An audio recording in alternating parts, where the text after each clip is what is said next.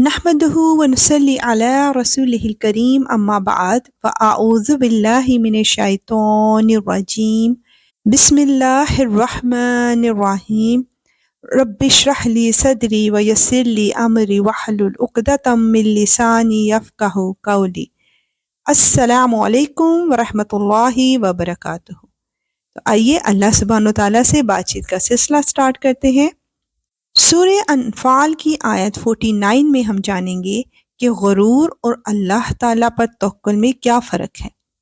اور یاد کرو جب منافقین اور وہ لوگ جن کے دلوں میں روک تھا یہ کہہ رہے تھے کہ ان مسلمانوں کو ان کے دین نے دھوکے میں ڈال رکھا ہے، حالانکہ جو کوئی اللہ پر بھروسہ کرے تو اللہ سب پر غالب ہے، بڑی حکمت والا ہے۔ لہٰذا اللہ پر توکل کر کے جب کوئی بڑی طاقت سے لڑ پڑے تو وہ غرور نہیں، اللہ پر بھروسہ ہوتا ہے۔ آیت 50 to 52 میں جانیں گے کہ کافروں کو کس طرح کی اذیت ناک موت سے گزرنا پڑتا ہے۔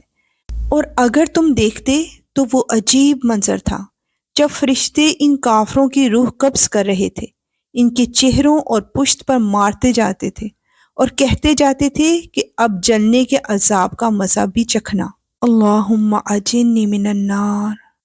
یہ سب کچھ ان اعمال کا بدلہ ہے جو تم نے اپنے ہاتھوں آگے بھیج رکھے تھے، اور یہ بات طے ہے کہ اللہ بندوں پر ظلم کرنے والا نہیں ہے، بے شک یا رب العالمین۔ ان لوگوں کا حال ایسا ہی ہوا جیسا فرعون کی قوم اور ان سے پہلے لوگوں کا حال ہوا تھا۔ انہوں نے اللہ کی نشانیوں کو ماننے سے انکار کیا، نتیجہ یہ ہوا کہ اللہ نے ان کے گناہوں کی وجہ سے انہیں اپنی گرفت میں لے لیا۔ یقیناً اللہ کی طاقت بڑی ہے اور عذاب بڑا سخت۔ اے اللہ تیرا شکر ہے کہ تو نے ہمیں مسلمان بنایا، یا اللہ تو ہمیں مومن بھی بنا دے۔ آیت 53 to 54 میں ہم جانیں گے کہ اللہ سبحانہ وتعالیٰ کب نعمتوں سے محروم کرتا ہے۔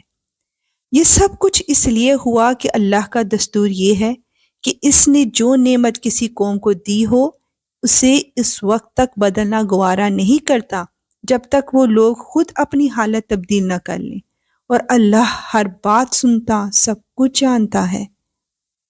اس معاملے میں بھی ان کا حال ایسا ہی ہوا جیسا فرعون کی قوم اور ان سے پہلے لوگوں کا حال ہوا تھا۔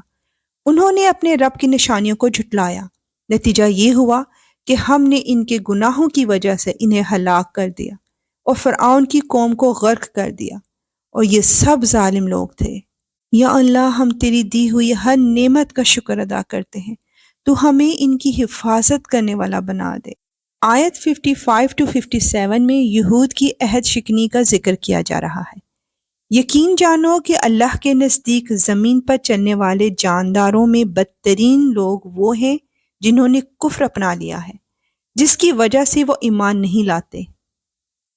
یہ لوگ وہ ہیں جن سے تم نے عہد لے رکھا ہے، اس کے باوجود یہ ہر مرتبہ اپنے عہد کو توڑ دیتے ہیں اور ذرا نہیں ڈرتے۔ لہٰذا اگر کبھی یہ لوگ جنگ میں تمہارے ہاتھ لگ جائیں تو ان کو سامان عبرت بنا کر ان لوگوں کو بھی تتر بتر کر ڈالو جو ان کے پیچھے ہیں، تاکہ وہ یاد رکھیں۔ آیت 58 میں بتایا جا رہا ہے کہ اگر بد عہدی کا اندیشہ ہو تو کیا کیا جائے، اور اگر تمہیں کسی قوم سے بد عہدی کا اندیشہ ہو تو تم وہ معاہدہ ان کی طرف صاف سیدھے طریقے سے پھینک دو۔ یاد رکھو کہ اللہ بد عہدی کرنے والوں کو پسند نہیں کرتا۔ یا اللہ تو ہمیں اپنے وعدوں پر پورا اترنے والا بنا۔ آئیے دیکھتے ہیں کہ آیت 59 میں جنگ بدر کے کافروں کے متعلق کیا کہا جا رہا ہے۔ اور کافر لوگ ہرگز یہ خیال بھی دل میں نہ لائیں کہ وہ بھاگ نکلے ہیں۔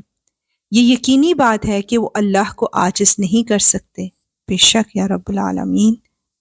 آیت 60 میں بتایا جا رہا ہے کہ جنگ کے لیے کس طرح تیاری کرنی چاہیے۔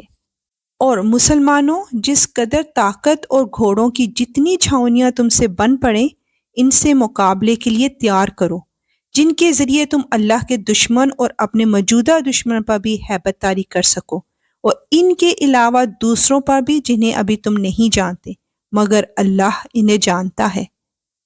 اور اللہ کے راستے میں تم جو کچھ خرچ کرو گے وہ تمہیں پورا پورا دے دیا جائے گا، اور تمہارے لیے کوئی کمی نہیں کی جائے گی۔ یعنی ہر وقت جنگ کے لیے مسلمانوں کی تیاری بھرپور ہونی چاہیے۔